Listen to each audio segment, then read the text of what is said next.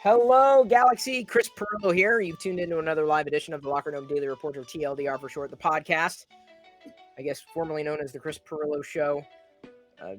Because I'm not very creative when it comes to reading or creating titles. I'm sorry, I started reading and then I thought, hey, I'm reading right now. And then, of course, I said the word out loud, reading. This has nothing to do with reading because everything we're going to be doing is going to be spoken. Thank you for tuning in. It is a Monday. It was a busy Monday.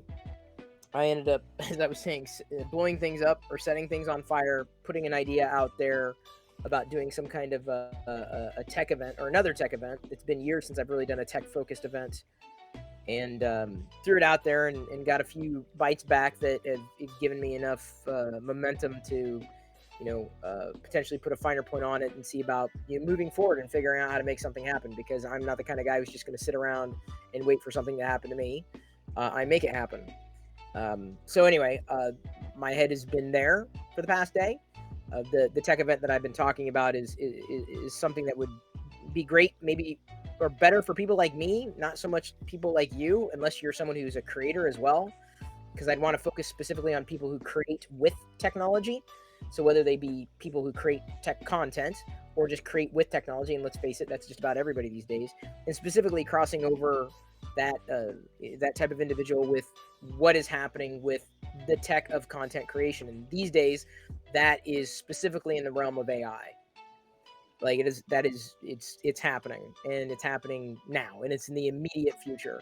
And so instead of getting swept up in it, I feel like I've got a chance to take a pole position and do something that would resonate, that would take hold, and flourish. Now and indefinitely, especially if that would become its place, the tech of content creation, which you may be interested in, as I said, because if you do things online, well, you might use lighting, or you might use microphones, or you might use cameras, or you might use software. Any day, or these days, just about anybody can be a creator, which is awesome. But again, that's left me with the that perplexing question of where do I fit at that point. So I've part of my ideation process is putting it out there, and so I have done that in a very light way, nothing like heavy, but there is something that I think is that I'm going to start gelling on, and when I do, this is where it may start crossing over, because even with my YouTube channel, right, it's been a question like, what am I going to do with it? And that's where I originally threw out the idea this morning, and a couple people saw it and probably didn't think much of it. I even uploaded that video in 8K, as a matter of fact. And I kind of put the idea out there, and I don't know if I described it as well, or maybe I'm still in the process of ideating.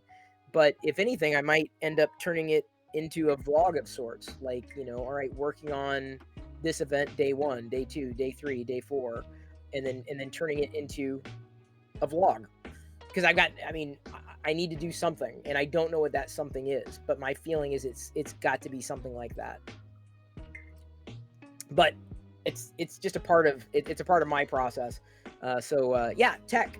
I know this. Hey, the Locker Room Daily Report's all about tech and tech news, and what's dominating the tech news is AI, and what's dominating the tech news is these social media platforms. What's dominating the tech news are the people who produce content. Like, it's this confluence, right?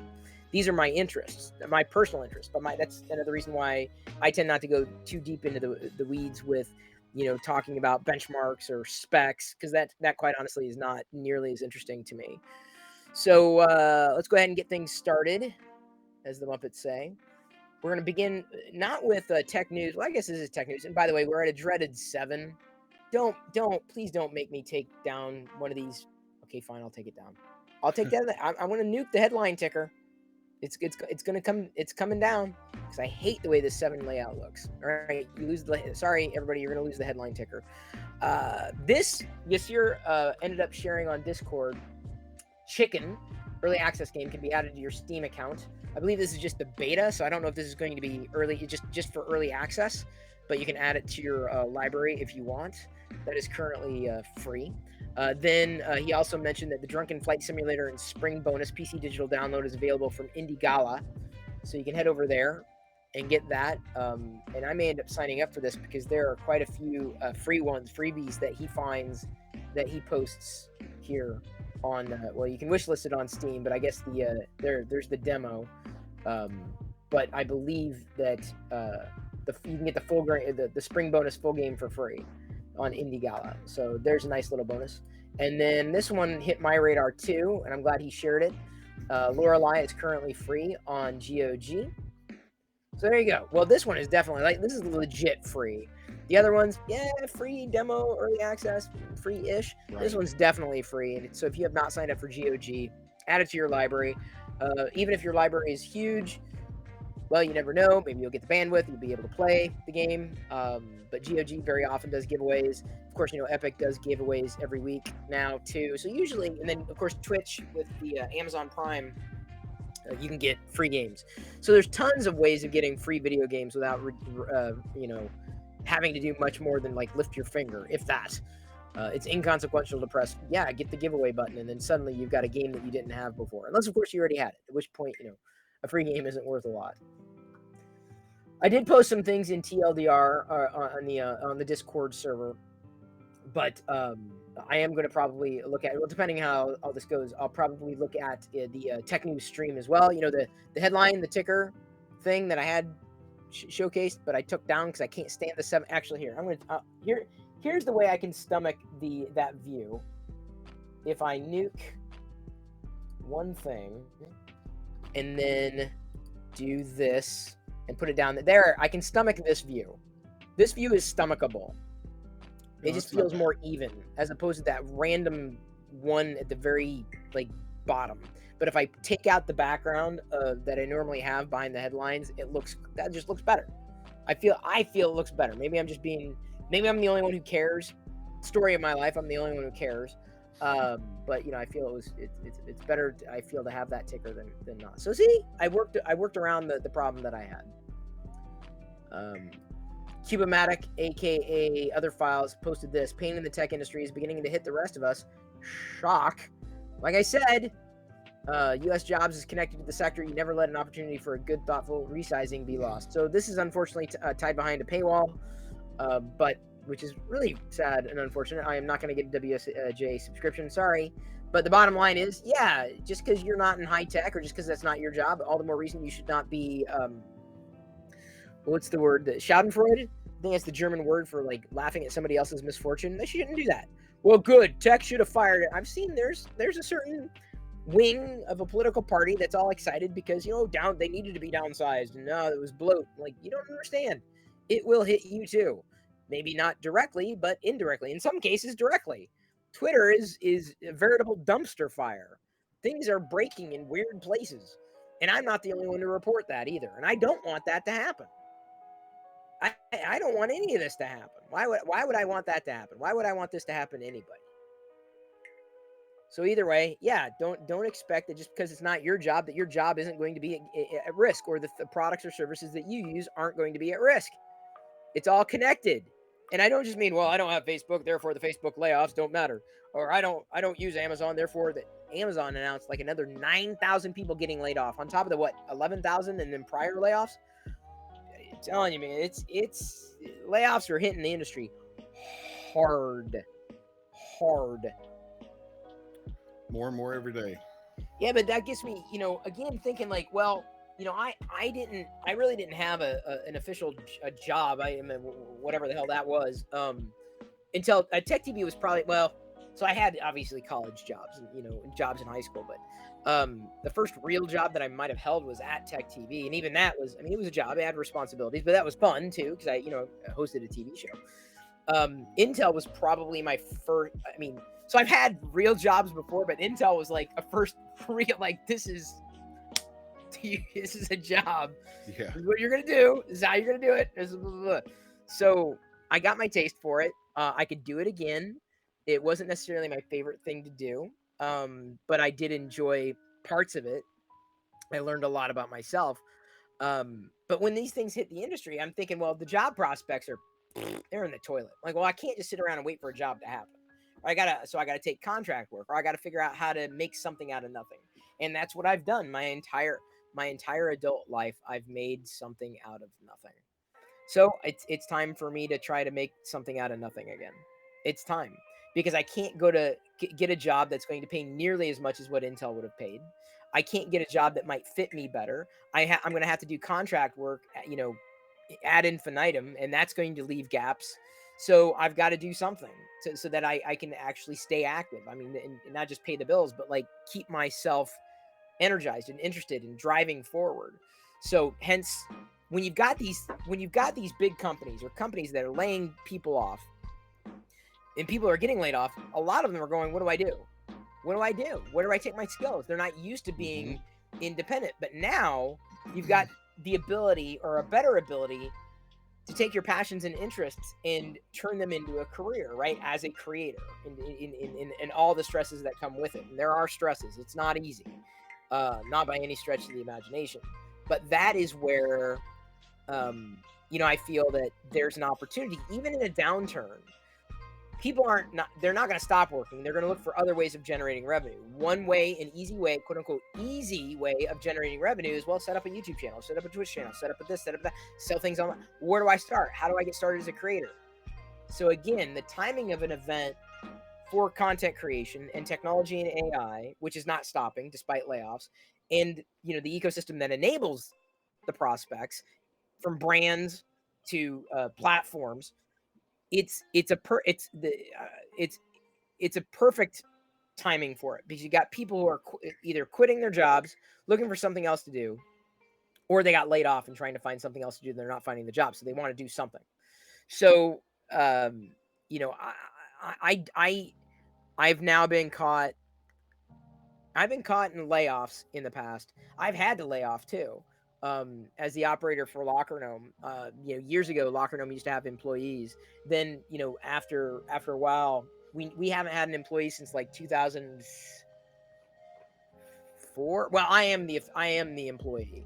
Everybody else at that point, from a certain point on, like 2010 and beyond, I think was like a contract laborer, a contractor. Because I just, messing with employee stuff, it just doesn't, it's not easy to scale, especially at a smaller size. It just ends up being more of a hassle and a hindrance than it is a help. And at some point that may very well change. So I've had to say, we can't afford it anymore. We just can't afford to do this. This is not tenable. It's not possible to do. It doesn't add up. There's not enough revenue. So those are the pressures of bootstrapping. But having been caught at the tail end of a layoff, as well as the handle end of the layoffs, it's not fun. And you've got to find ways to better secure, a present and a future, to put yourself in a position where you're interested in what it is that you're doing,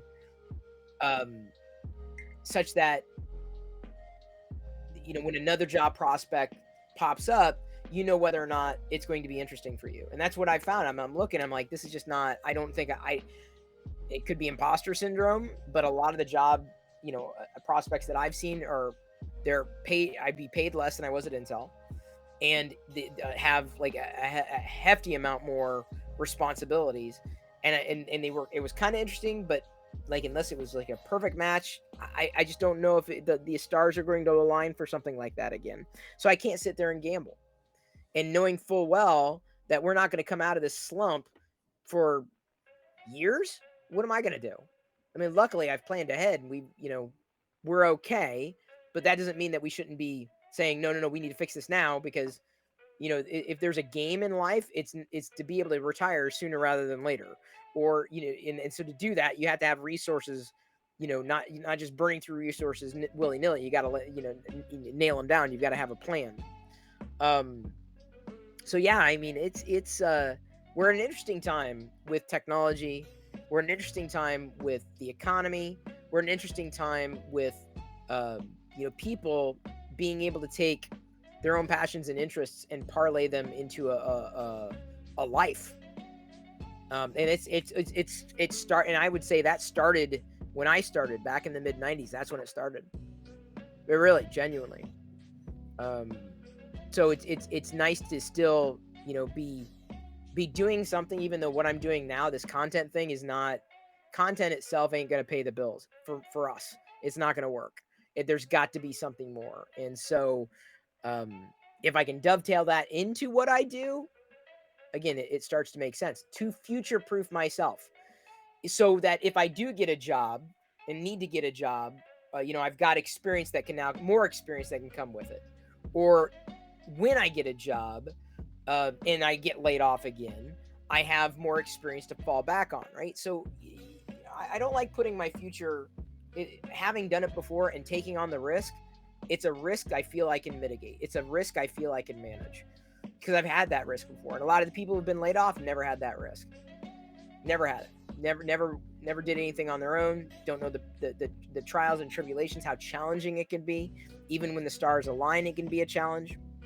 So the things that used to be easy are now difficult, and the things that used to be difficult are now easy. I don't know if we're going to see the same amount of explosion in tech jobs, and we'll come back to this actually, because there's a conversation to be had specifically with tech, AI, the economy, and whether you want to say the influencer, world or the creator economy. Things they're more aligned than I think people are ready to admit. So anyway, thank you for sharing that link. It just got me going off on that particular tangent for a bit. I don't know, Glenn, if you had anything else to layer on. No, it's just trickle down, just like any other thing in economics. One thing leads to another.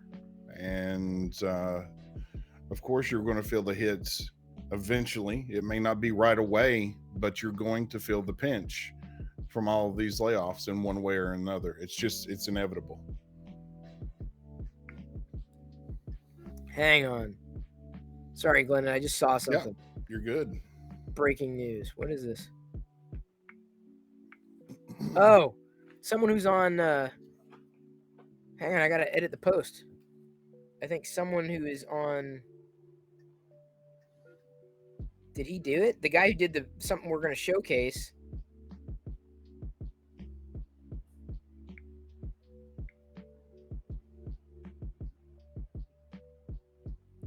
James Brown did. I gotta follow this guy. This guy's awesome. Ancient James. I gotta update it. Sorry, I've got to edit this post on Mastodon because the guy who did it is on Mastodon. It's important to give credit where credit's due. Yep. I got tagged. He said, someone said, "Oh my God, you're on."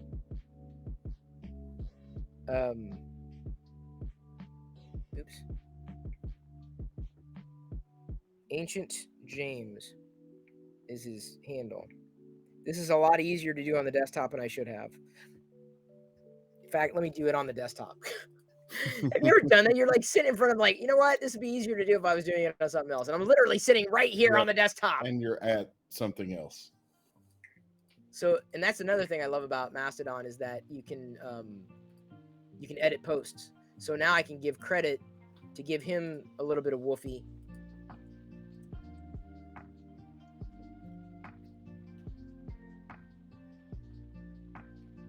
Which I'm sure he'll appreciate.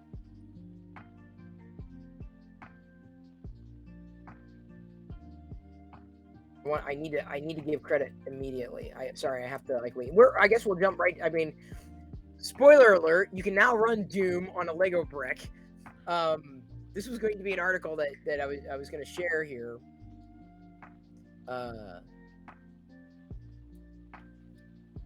Thank you for.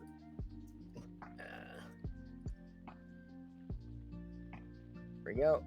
Awesome. I always appreciate. I always love giving people credit. Now to the next one. Well, okay, so you can run. We'll come back to that. You'll see it here in a bit. Okay. But I had to take care of that immediately. Otter's Danger Den, aka Shane. I'm not sure if Shane's here right now, but Steam Deck now lets you transfer games from your PC over your home network. Latest software updates also introduces mapping for the DualSense Edge wireless controller on Linux. As a bonus, 8-bit DOE controllers now work with Apple products, which I didn't even know they didn't before now. Mm-hmm.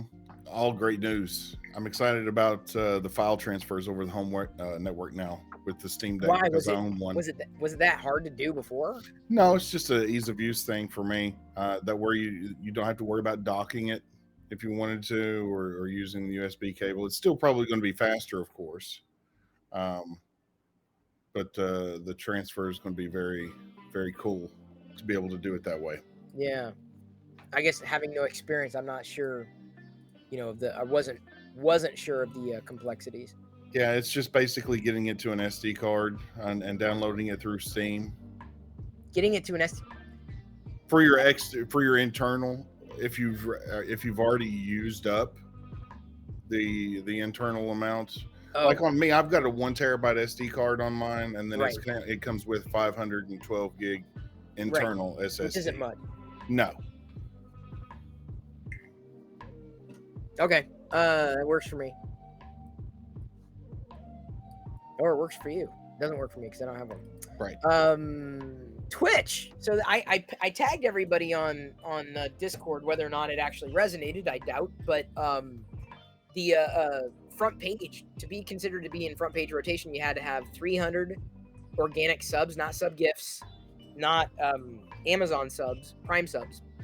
But now you can, with 200 subs, you can be considered for front page partner rotation, which is great. So if you've ever considered subbing on Twitch, we're close. We're not there, but if we're able to maintain 3 months worth of 200 subscribers, organic subscribers, then we could go front page rotation and actually do something like this on the front page with people playing video games together or doing one thing or another together.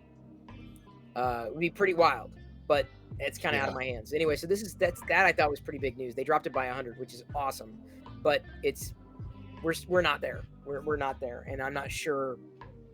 I can't. That's out of my hands. I can only ask. Hey, if you were interested in subbing, not to see ads and to support, that'd be great. But this would be a huge boon. It'd be amazing to be able to do something like that, and that's the only way it would specifically happen. Is in doing that.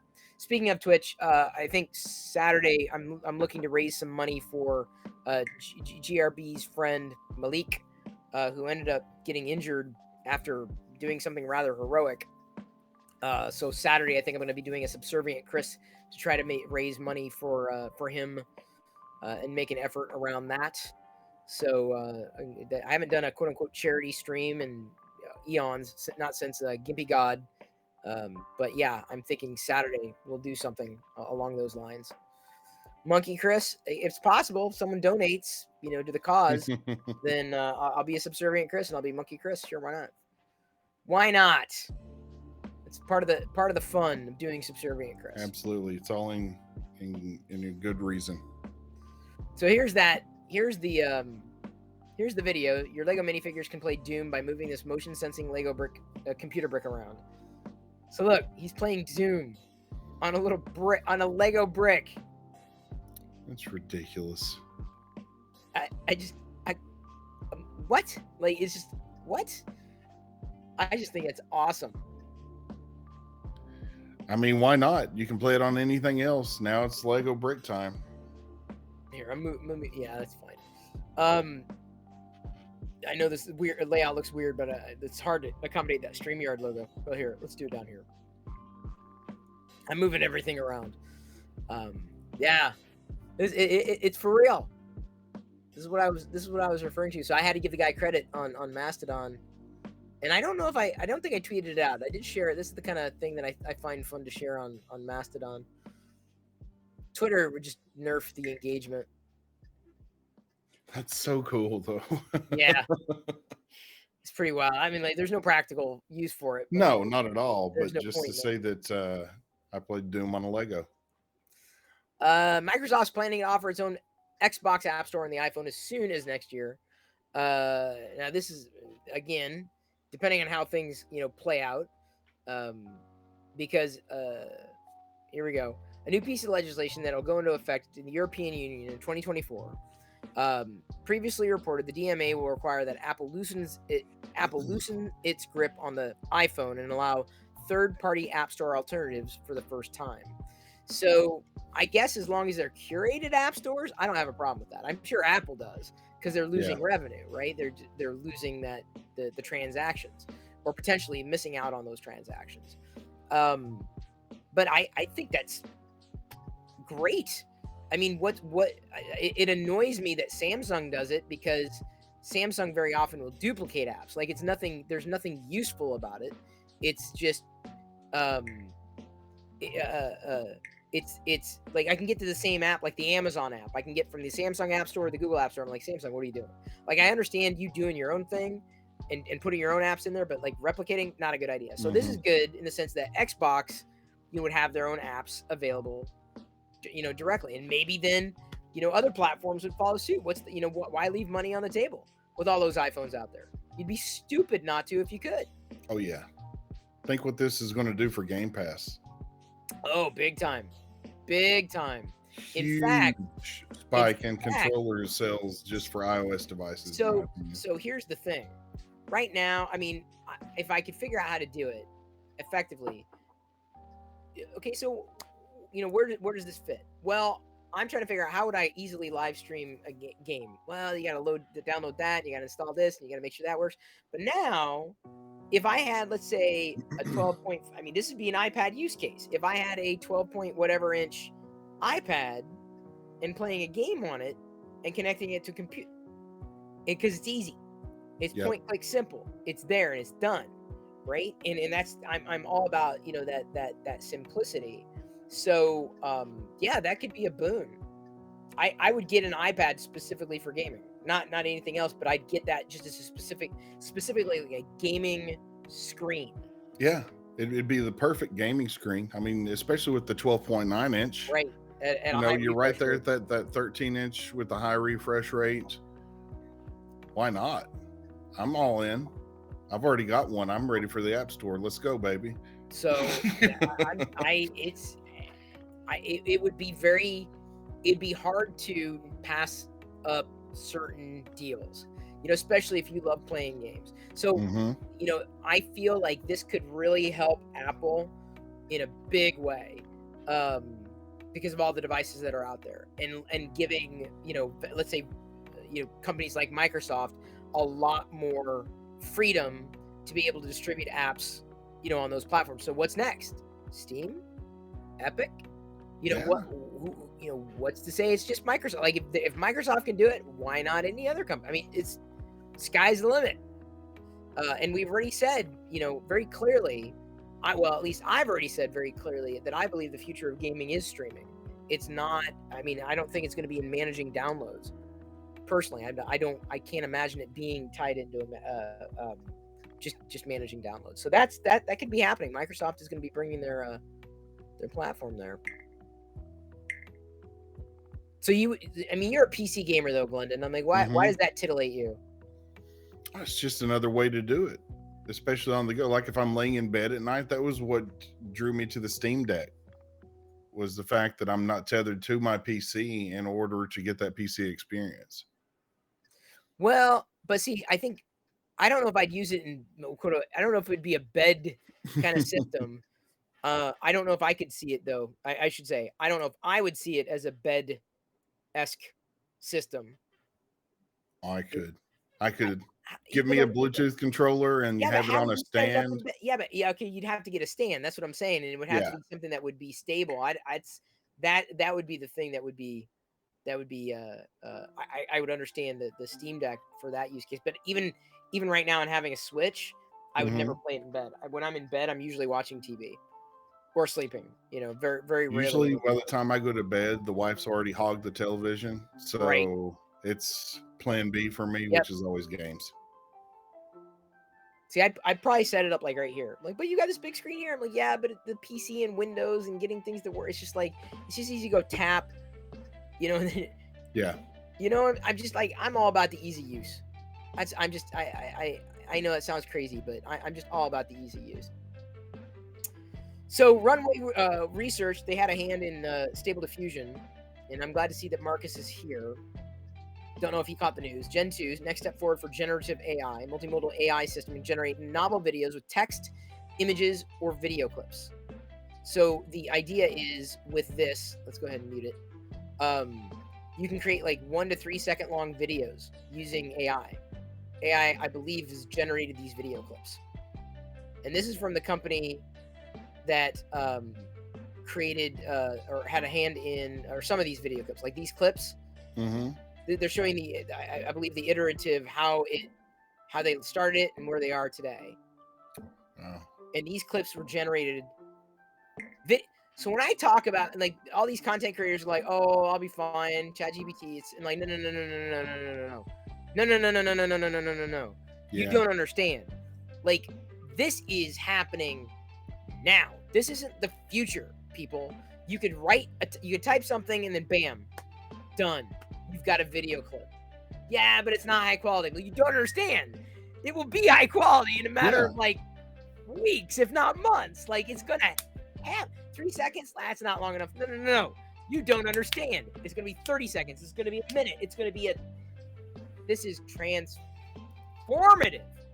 You've got organic content creation and you've got artificial content creation. And it's like that, to me, this kind of conversation is where it gets interesting, to have an event and host those conversations between organic and artificial content creation. And I feel like there's a place for both. And I feel that in many ways, there will be a premium added to the organic content creation, because the marketplace is going to get flooded with artificial content, and it's going to be valid. I mean, people are going to engage with it. That's not artificial. Like, there's legitimate outcome from it. But like that, specifically the confluence, or being there, that intersection between organic and artificial, or artificial and organic, right?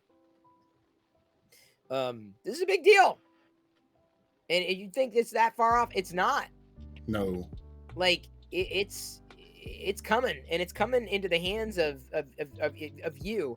I was talking earlier with Glendon, and we were interacting. I'm like, hey, did you download that kids drawing app that we featured last week on TLDR? And he said, no, he hadn't looked at it. I'm like, you got to see what I've been generating, like this app. And I've showed it live, right? Okay, so let me do something real quick. I'm gonna load the app. I'm gonna do something dynamic. This is free this is the thing, and I can't remember if I did this live on. Did I do this live on? Yeah, TLDR you did. Okay, because I can't remember. But I'm just gonna like draw another and I messaged the creators on, and I teased it. I'm like, dude, if you've not tried this yet, you've got to. And so here, let me do this picture of me. Okay, so there we go. What you like? What did you draw? Chris Pirillo. Okay, so I did a sketch of me. I have no idea how this is going to turn out yet.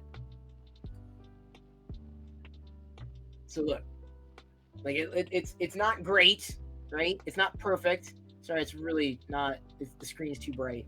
Not that bright, but almost too bright. Okay, so let's try it again. Oh, I went back instead of pressing the regeneration button. So instantaneously, I get a quick sketch on my phone. A few seconds later, it's got this weird, wacky dream scene, but it's getting better and better and better and better and better. So it's constantly improving.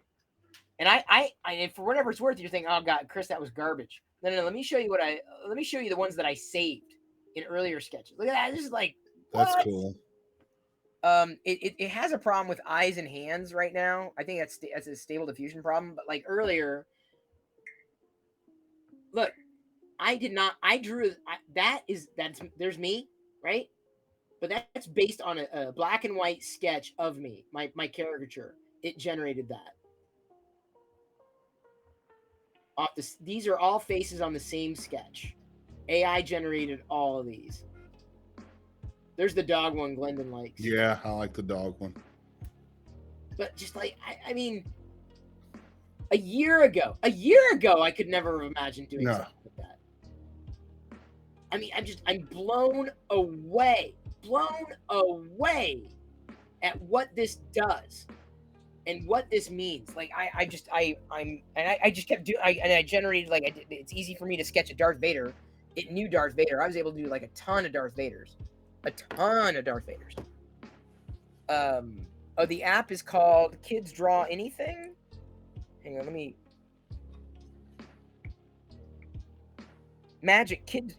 Kids magic drawing. Kids drawing magic. Kids drawing magic. and it works really, really well. And I basically, I gave them feedback on Twitter. Like, I'm like, I would want it to do this, but then by far, this is what I want most. Like, I'm like, this is great. Like, this is just perfect. I've tried all the apps, right? And I've got Diffusion B on the desktop. If Diffusion B had that feature, it'd be great, but it doesn't. So, I don't know what they're using, which Stable Diffusion they're using, but they just, again, these models will improve. And it's where we are. This is where we are today, right? Today, this is where we are.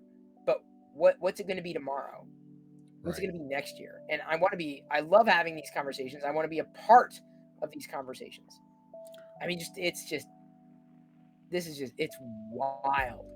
It is absolutely freaking wild what they're doing. Dog with black spots on white fur. So you see what they're doing here? Mm-hmm. See, my print is done.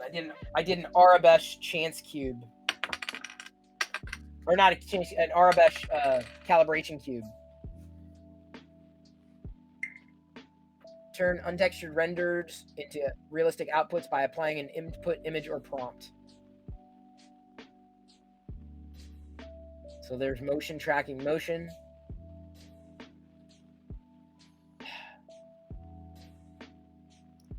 It's mind blowing how quickly this has evolved in such a short time. Yeah, if this isn't exciting to you, I'm serious. There is something wrong with you. I'm serious. I'm not joking. There is something seriously wrong with you if this is not exciting. And I don't mean you're not a content creator. I mean just the nature of what they're doing is just so mind-bogglingly big. Well, this is going to make it exponentially easier for anybody to become a content creator now. So if you're on the fence about it, then my God, look here, check these tools out that you're going to have at your disposal. We're on this is a paradigm shift. I'm telling you, this is a paradigm shift. I haven't been excited about, I mean, something like this with content, and couldn't tell you the last time. Live video was probably the last time I got excited. Yeah, no, it's most likely stable. That is Stable Diffusion, the app you're talking about, Marcus, I'd imagine. But anyway, so that launched today. Speaking of games, Netflix plans to release 40 more games this year. I have Netflix. I didn't realize I could play games. I mean, I knew I could. I did too. I've just never tried it. But like, I would do it maybe. See, we do believe that cloud gaming will enable us to provide the easy access game on any screen.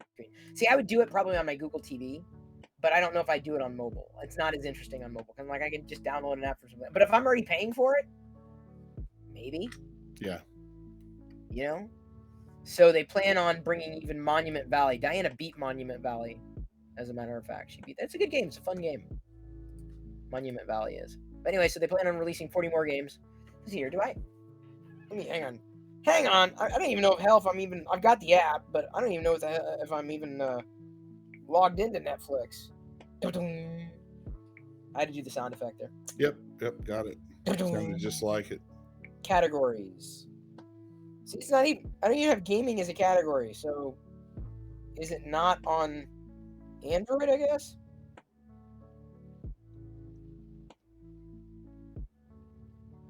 I'm not seeing it anywhere, and I'd imagine that'd get... Oh, never mind. Second tab over. I'm an idiot. No ads, no extra fees included in your member. Oh, okay. Wow. SpongeBob's in here. Wow. I guess I had zero idea. There's a SpongeBob. Did Diana know this? There's a solitaire game. Mahjong. Exploding Kittens. Some good games. Tomb Raider. Diana? Did she know that? So they're bringing 40 more games here. Dust and Neon action game. So, TMNT Shredder's Revenge. That's even on there? Wow. Get game. So wait, it says... Wait a minute, so this is a game. Oh yeah, it's from Netflix, so you can install the game. So it's a separate app. Yeah, so you can do Shredder's Revenge on Netflix. FYI. Did you know that? No, I did not. You do now? Oh crap, I just cleared all my notifications. I'm an idiot. That's okay, I can go into notification history and see what I missed. That's the problem sometimes when I get all punchy. Check something.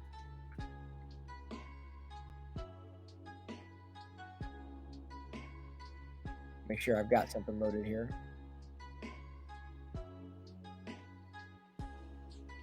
Oh, where is...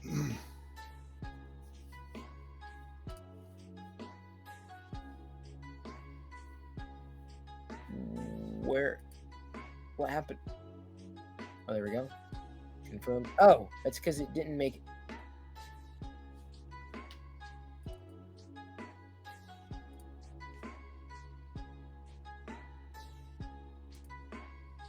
$10 a.m.? Yeah, I guess so. Okay, I had to get something added manually to my calendar. Sorry, everyone. If I skipped it and forgot about it, then I would miss it. It didn't have the calendar appointment did not automatically show up in my inbox. There's so many different ways of like scheduling calendars and stuff like that. Oh, my printer is down. Done. Plenty of room for everybody to join, or anybody and everybody to join. We're gonna roll on. Been talking about this ad infinitum, but it's a bit. Oh, I don't have to worry about it. I'm not in tech. It's never gonna. ChatGPT tech could disrupt 19% of U.S. jobs. 19, hell, even 9% of jobs. Yeah. 19, what's tantamount to a quarter of U.S. jobs being disrupted. Y'all, you don't understand.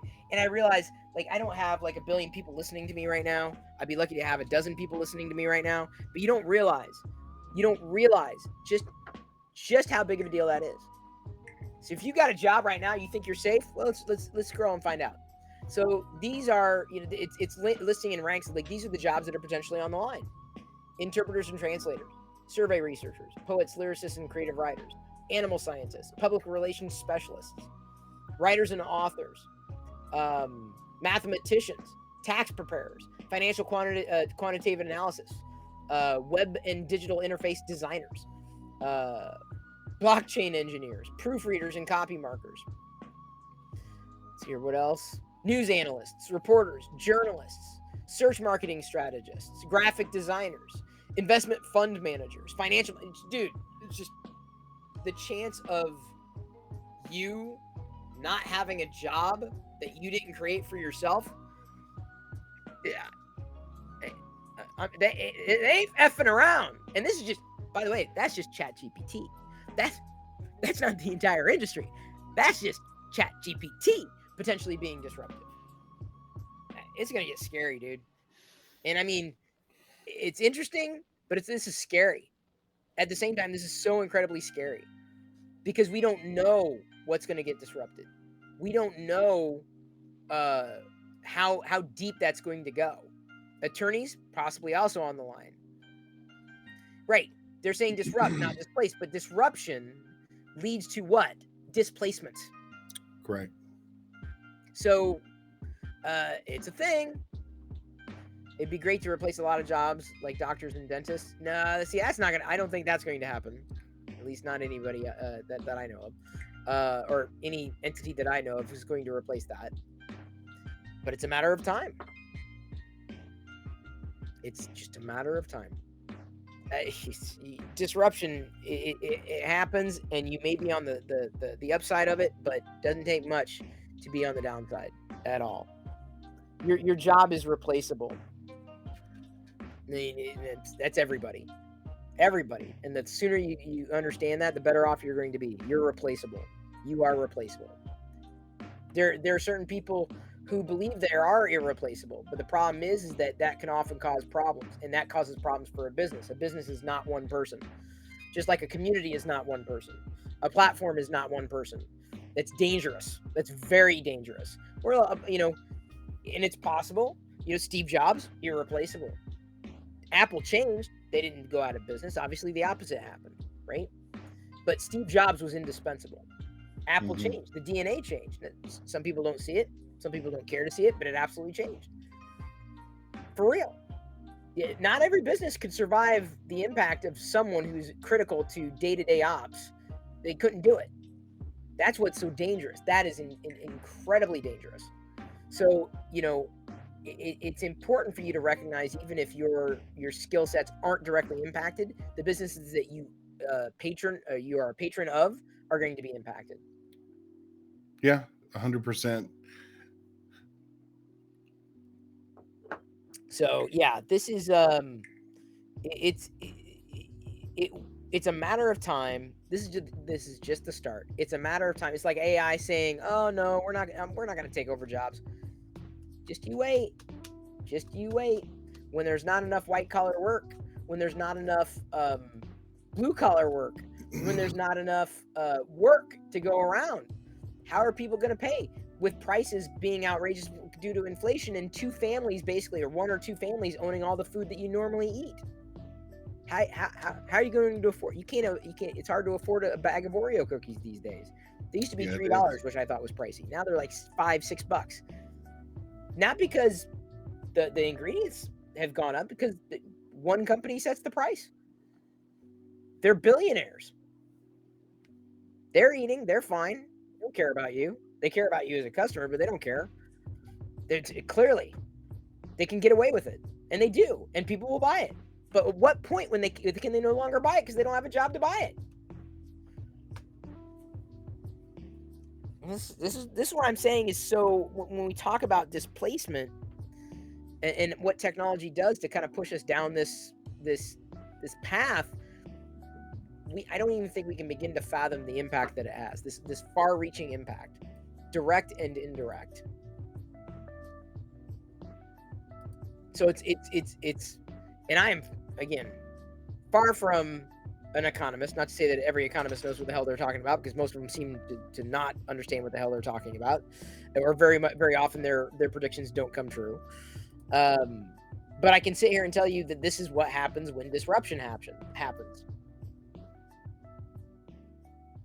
I'm looking at some of the tech news stream here, and I'm not sure if anything else necessarily jumps out at me, at least right now. But Glendon, if you want to talk about the tech deals, sure, because we've got them today. I'm going to try to share my screen. Okay. And see if I can get it to work this time.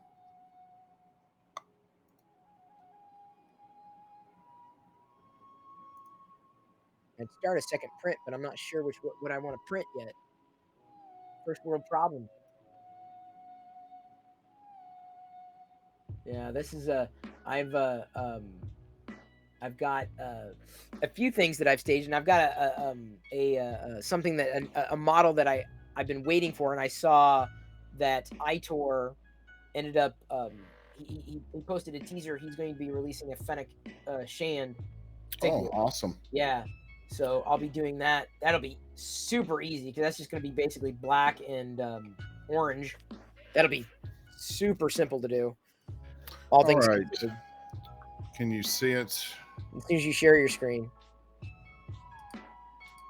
you have to share it. Here, I'll add the stream. I did. There we go.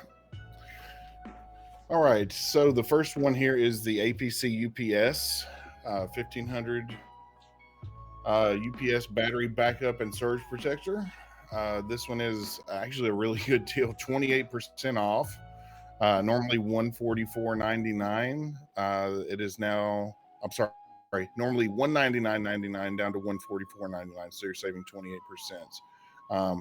And I need to heed my own advice and get one for myself, because I don't have one. Shame on me. I've not used one in forever. But they are good to have, especially if you want to, save your prints even. A lot of people use these on their 3D printers as well as their computers. I know Pink, I don't know if you were aware of it, but she's got some, and she's got them hooked up to her printers where she can have, I think, up to 45 minutes of print time before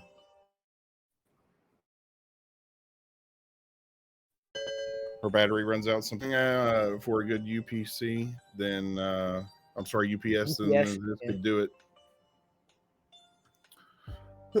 Excuse me. So that,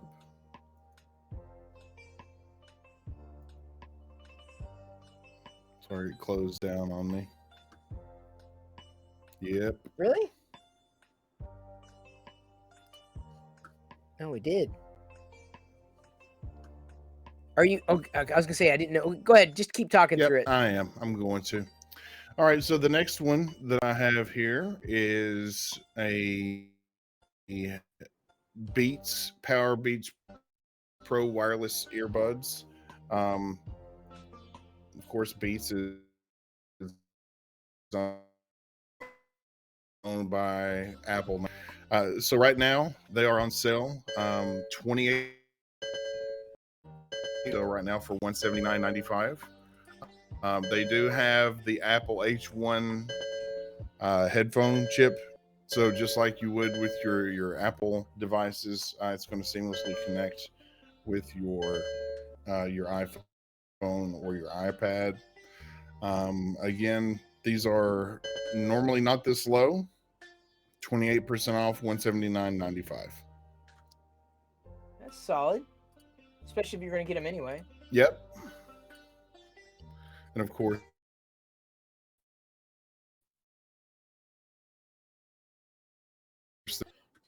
all right. So the next one here is loading up. The next one I have here is a Sony OLED 55-inch Bravia XR television. And again, these are all in Discord under sales discounts, deals and discounts. This one is normally $1,999. So you're looking at $2,000 normally. This is 35% off right now. You can get this 55-inch OLED Bravia television for $1,298. This is a heck of a deal. They are highly touted televisions. Comes with HDMI 2.1, the new standard, 120 hertz refresh rate over HDMI. So it's going to work seamlessly with the new consoles or a new PC if you want to hook one of those up to it and use it as an external monitor. A lot of people do that on the 48-inch to 55-inch monitor or televisions now, and wall mount those and use them as a computer monitor. So anybody looking or on the fence about purchasing a new television or a computer monitor at $1,298, this is a steal. I don't have the space. Yeah, that's why a lot of people do a wall mount for those. I don't know if I have the wall anymore. Well, you've got that. Yeah, you probably don't have the wall space any longer. All right, and then I've got one more to show here that I found, and then there's one that looks like that you picked up from yesterday or a couple days ago. I'm not sure if you went over it or not. The tab. Did you go over that? Yeah, I found? think I did talk about it briefly, Okay. but good to cover anyway. Okay. All right. So the next one that I have here is the Apple 2023 Mac Mini. This is on sale now, and this is on Amazon. It's 12% off. Normally it's $7.99. You can get it for $6.99. This is pretty exciting because it is the M2 version with the 8-core CPU and 10-core GPU and 8 gigs of memory with a 512 gigabyte SSD. So if you are in the market and you had thought about picking up a Mac, this could be a good way to get your foot in the door for a very, very reasonable price.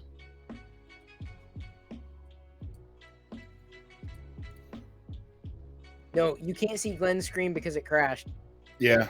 You're not missing. Yeah. No, it was up just a few minutes ago on the first one, but it decided to crash down. Here. We're high tech. Yes.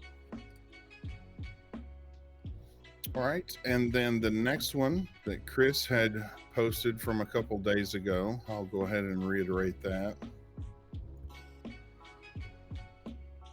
is the Samsung Galaxy Tab S6 Lite.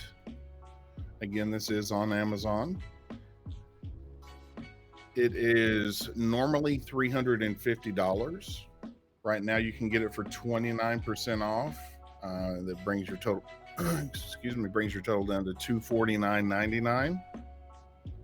So if you're in the market and not wanting to spend, big money on a tablet or an iPad, excuse me, And they're at good. The software, $249.99, this could be an awesome tablet. yeah, I'm and not familiar with it I can since it's vouch for Samsung. I can vouch for the software experience at least. The hardware I have no experience with, but the Right. Samsung software experience on a tablet is top notch. Generally, I mean there are exceptions to the rule, but Sure. yeah, I mean I have very few problems. The biggest problem I have with my Android tablet right now is like figuring out where do I use it now, because I don't have a use case for it Yeah. anymore. Okay. And then it looks like Yasir put a couple of things in also that I'll cover briefly here. Yeah, he's been doing great. Yeah. And that's very appreciative whenever I get to see those. The first one that I'm going to talk about here is the Samsung 2 terabyte 980 Pro NVMe. Right now it's on sale for $150.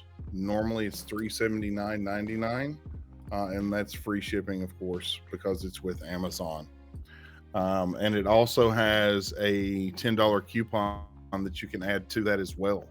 So essentially, you're going to get this $379.99. Normally, you can get it for $149.99 if you use that additional $10 coupon, which is a steal. And this is 2 terabytes, and we're talking 7 gigabytes per second transfer speed. So this is lightning fast. So if anybody's looking to upgrade or add some additional storage to your PC, then this is an awesome deal right now. And then the last one is another drive. This one is a 2 terabyte SanDisk Extreme portable USB-C 3.2 Gen 2 solid state drive. Normally $459.99. Now it's on sale for $140. Yeah, so if you're looking for an external drive with that USB 3.2 speeds and a little higher capacity than what you're using right now, again, 70% off, $138.99. This is a really good deal as well. So you can't really go wrong with either one of those storage solutions that Yasir put up there. Solid.